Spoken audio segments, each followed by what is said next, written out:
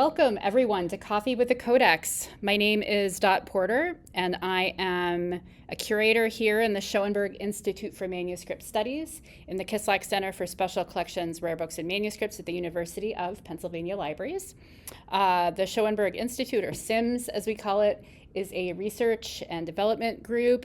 We look at manuscripts broadly defined, so globally and medieval and Renaissance Western manuscripts. And one of the things that I do is once a week, I take a book off our shelf and show it to you. And today we are looking at one of my favorite manuscripts from our collection. It's really very cool. I could talk way more than 30 minutes about this book, so hopefully we'll be able to keep it all together. Before I introduce the book, though, my colleague Nick Herman is in the chat. Usually Amy Hutchins is our co-host, but Nick is here today. He'll answer your questions. If you're new here, you're very welcome. This is really informal. Feel free to type your questions and thoughts in the chat as we go along. I will try to check, and Nick will be there to look at them. Let's get started. So LJS 101 is the shelf mark, which means it's in the Schoenberg collection. So this was collected by Lawrence J. Schoenberg, and it fits right in with his interests. So he was interested in sort of intellectual history. There's a lot in there in the history of science. This is sort of philosophy. So this is a copy of Boethius's Latin translation of Aristotle's De Interpretatione, along with a commentary by Boethius on the text and some other things which we will talk about. So the manuscript itself was written partially, we believe, in the 9th century and partially in the 11th century. So we'll look at more about that. The binding is not that early. The binding is, I think, let me check the record.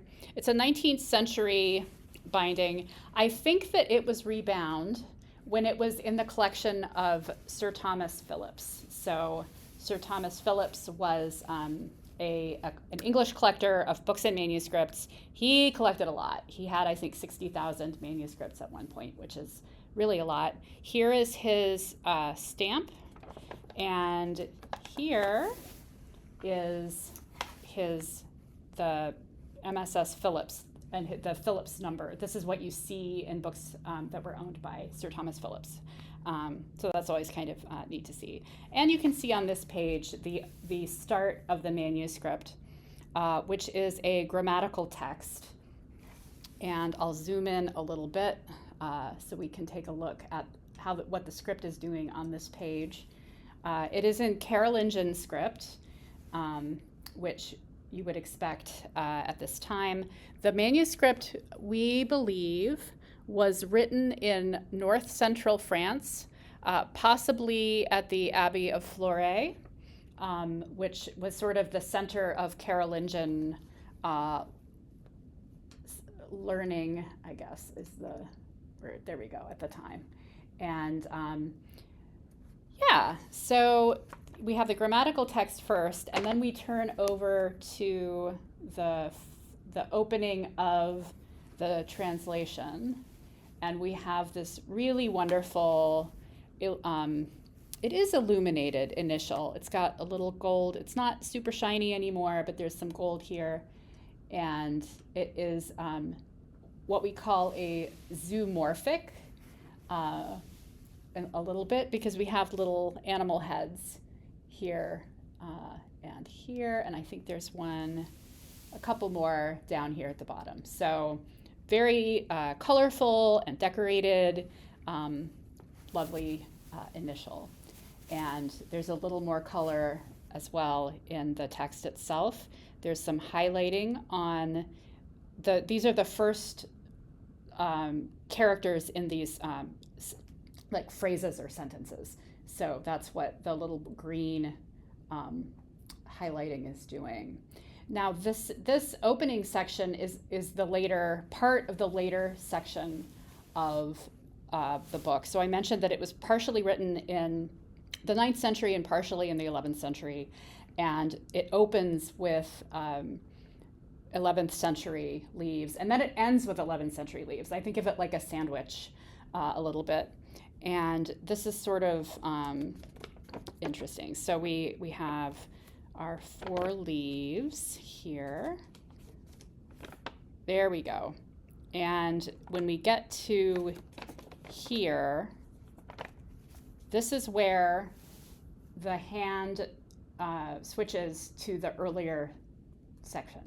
So on the left is 11th century, and then on the right is 9th century. Now, if you read the article, Christine Bachmann's article that I included in the links, she calls into question sort of some of the assumptions that we make about the dating. So take this with a grain of salt. This is how I've always, before I read her article, how I've always heard it described. So one of the things that I think is interesting about this transition from this later section to the earlier section is that what happens, if you look here at the bottom of this, the very ending of this line, there are 2 words, and then there's sort of a line to sort of finish out the line here, because they didn't want to leave it blank. You see this in other types of manuscripts as well, this desire to kind of fill the line out. And then the next, if you look at the text, the next word in the text comes up to the top.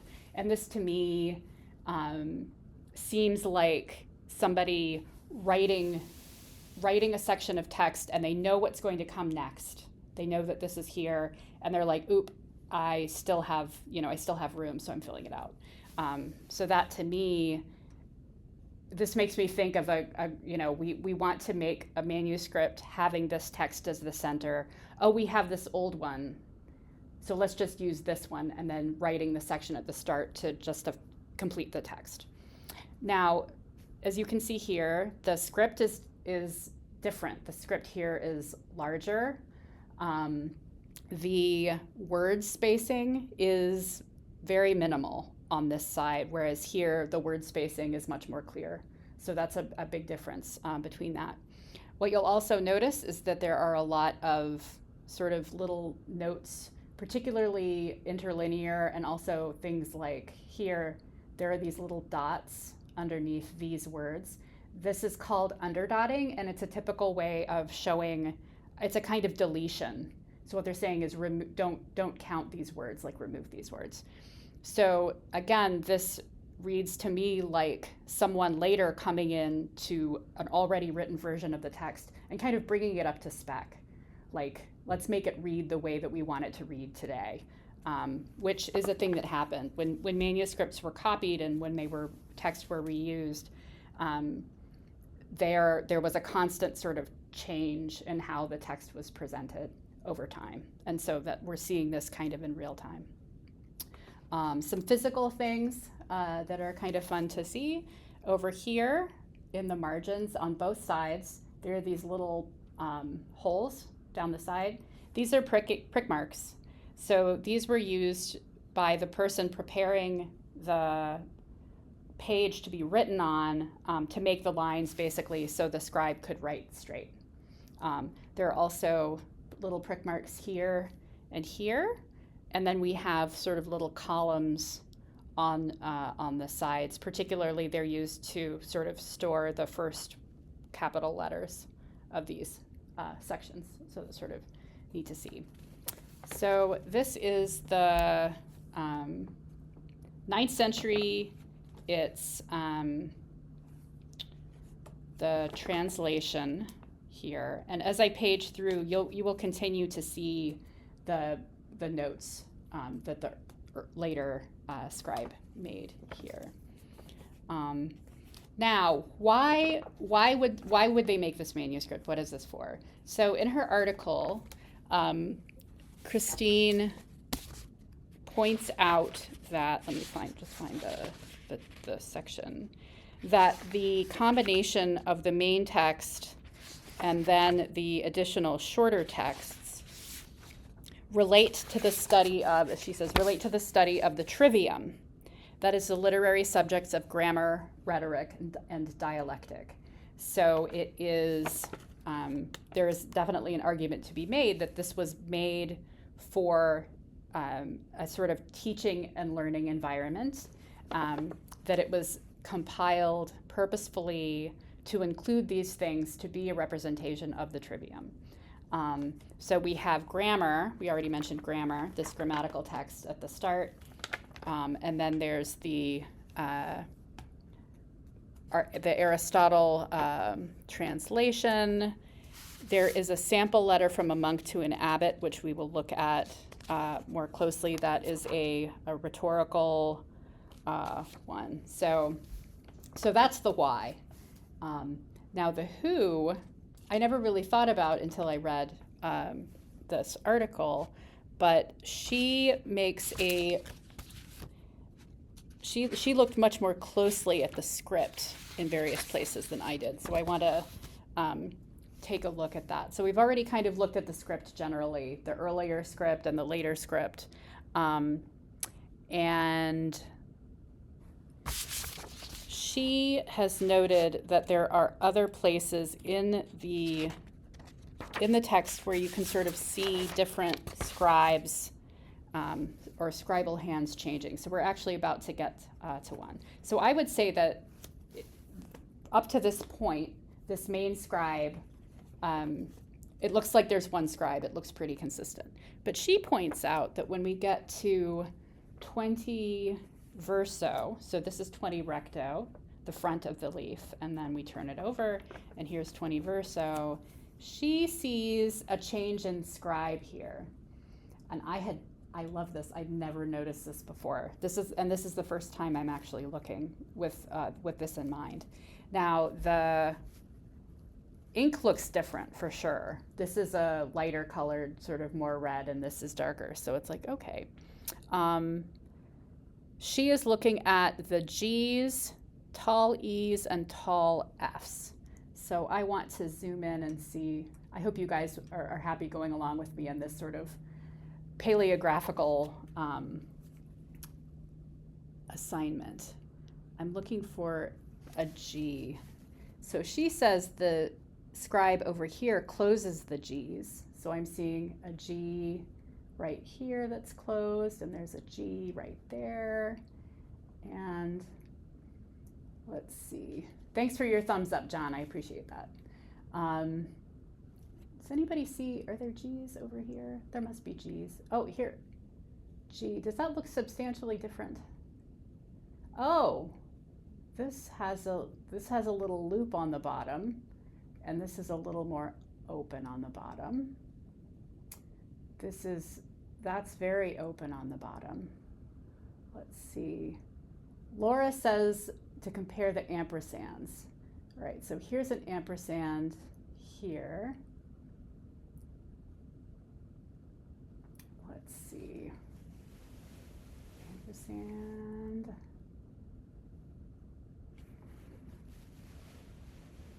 G. I'm not seeing an ampersand. Now I'm not seeing an ampersand on the right. This is very, oh, here's a G. Here's another G with a little loop. So I'm seeing what Christine is arguing, because these are things that scribes, it's like everybody has a kind of handwriting. G and ergo on the left. Ergo. Well, here it's only a little open, whereas the G's over here are much more open. So what are the other? Tall F's with long descenders and tall E's.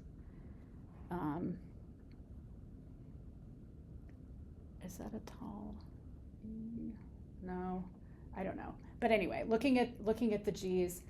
All right, Elena says, is it plausible that the one page was lost at first, making them create a new one?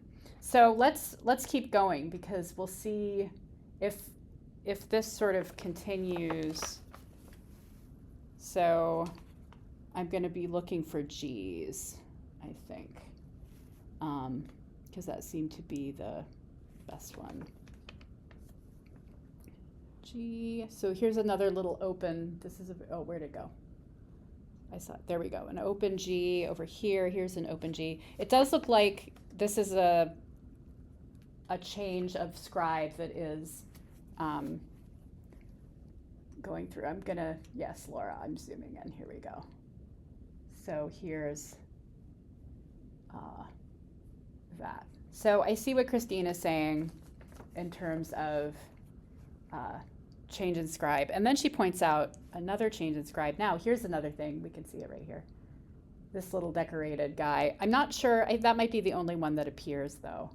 And it could be just something that the scribe did. I don't think this is particular, maybe to this scribe. And then she says there's another notable shift between 36 verso and 37 recto. And I think this is one I've actually noticed before. 36 verso and 37 recto. Actually, before we go there, I will pause to point out this. So this is a diagram. There are several of these in the manuscript. It is apparently, it's the square of opposition. It illustrates logical relationships between specific negative and positive propositions discussed by Aristotle. And only a couple of them are colored. So these have been colored in later. And there is a theory, I didn't see it in Christine Bachmann's article, but or an argument that the color was added also in the 11th century. So originally they were plain and then they were colored, and in fact a couple of them are not colored in. So that seems to make some amount of sense. And here we have 36 to 37. All of these, by the way, are at choir changes, so we're actually going from one physical section to another physical section. And I had noticed this before. This is very clearly a change in scribe. There's more lines on this page. The margins are smaller, particularly at the top. The writing is smaller. And here are two of these diagrams that haven't been colored in. But we still have the later hand coming in and making these kinds of changes. So that's interesting. And so what this implies is that there were multiple people writing this manuscript, that this was not one scribe sitting down and doing the whole thing, that this was a collaboration, which could go along with the argument that it was made for a kind of teaching and learning environment. One could use that argument. All right, so let's see. And then at some point, we will return to the later text to sort of finish it out. And interestingly, the older section is entirely this Boethius section. And all of the additional texts, the grammatical texts at the front and the other ones that we'll look at the back, were all later, added later. And here we go.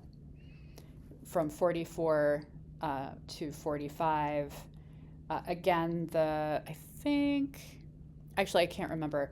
There are about 3 choirs, or 3 of these physical, if you're not familiar, a choir is made when you have 3 or 4 or 5 sheets of parchment or paper that are folded, and you make a booklet, and then you sew those together. So when I say choirs, that's what I'm talking about, these physical sections.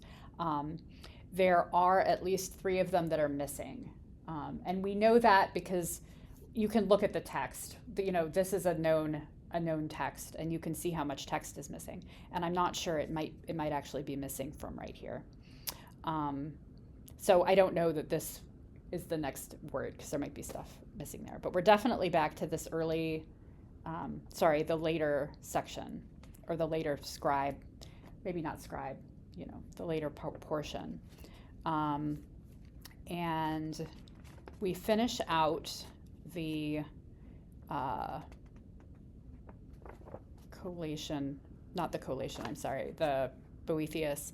I want to pause here because there's some things happening here that I think are interesting. This manuscript is written on parchment, which if you're familiar, you've probably noticed that as we went through. Parchment has a hair. It's made of animal skin. So there's a hair side and a flesh side, and the hair side is the outside. And this is great because there's hair follicles here. That's what's going on here. So we can really see the skin aspect of the parchment here. And I just think these are pretty. We've got more of these sort of pretty, they're not colored in or anything, but a little bit of decoration in the initials happening. In this section, and not the first section, which makes you think that maybe this could be, again, a different scribe, but a later scribe. So we get to, let's see, 53 recto is where it ends. So we're still in Boethius here. But we start getting some, I'm not entirely sure why this is written sideways. But there we go. And we get to 53 recto is where the text ends. And then 53 verso, so this is 53. And then 53 verso is, we get a new text, and this is the Perimeneae Apueli. So this is another sort of short commentary by someone else. And we can see here incipiunt, so that means it begins. So here we're starting that, and we have another one of these uncolored, in the later section, uncolored diagram. And that goes for several more pages. And then we have something different. So this is Versus de Singulis Mensibus, a little poem here. So that has a different kind of format. And I think that this is where, yes, Christine points out that there appear to be two separate, at least sections of writing happening here. Because we have this little section at the top, which it's in sort of lighter colored ink. And then what's happening down here is the ink is darker, and then there's also this sort of red ink written here. So it could have been that this was written first and there was empty space on the page, and so somebody a little bit later came in and added this, which is a thing that happens a lot in manuscripts that have empty. Sometimes people will come in if there's room and add things. Now my favorite thing is on the next page here. So this is a sample letter from a monk to an abbot. So this is part of the rhetorical part of our trivium going on here. And you can see there's the main text of this letter, and then there's a whole bunch of sort of commentary and things around. And I think the idea here is, okay, you're a monk, you're going to write to your abbot. Here are some ideas for how you might do that. And I love this because we have these today. You know, if you Google, like, how do I write a letter to my teacher, you would find something, not probably very much like this, but similar. All right, so, and it looks very distinctive, right? It looks very different from other things around it. And so we turn the page here, and what's kind of interesting here is that textually, this is a continuation of Boethius. So we have Boethius is right, sort of stopped before, and then we have these other texts, and we have this letter, and then there's more of when I say Boethius, I mean the Boethius translation of Aristotle, right? So we have this Aristotle here, and then I turn 2 pages, and then we have this, which probably looks familiar to you because it looks very similar to that. And what is happening here is that this, sorry, God, the light just went out. Hold on. I got to jump around to get the light to turn on. All right, there we go. So where'd it go? Here we go. So what's happening? Why is this happening? If you look here, there's thread in the middle, which means that this is a sheet. This leaf is physically attached to this one. This is the middle of the choir, basically. This is the end of this choir. And the start of the choir is where we get these other texts. Basically, this has been misbound. At some point, this was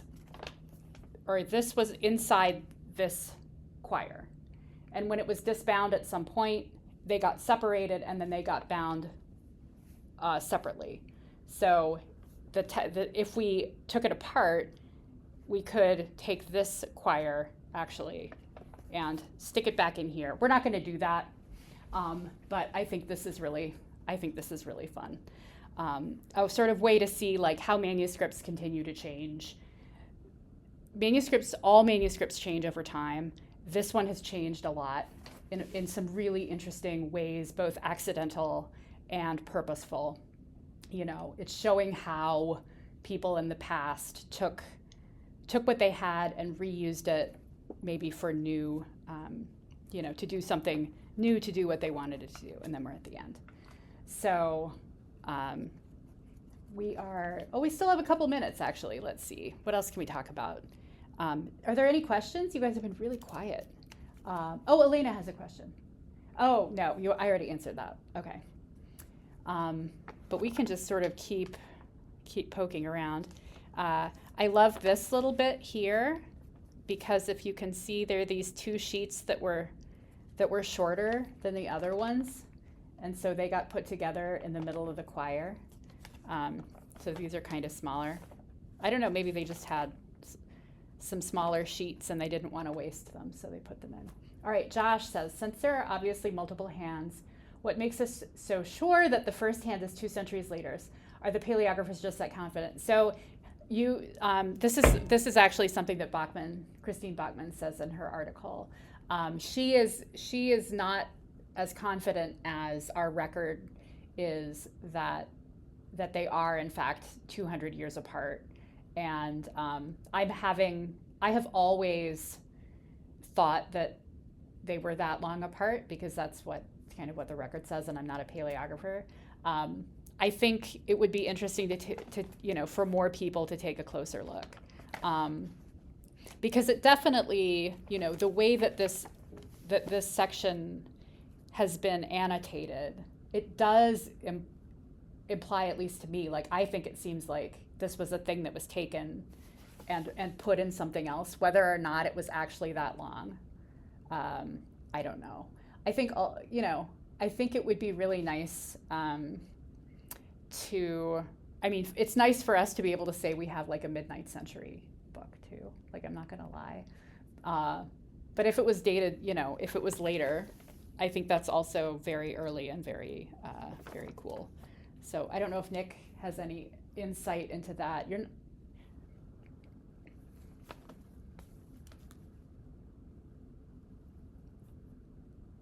Mm-hmm. Yeah.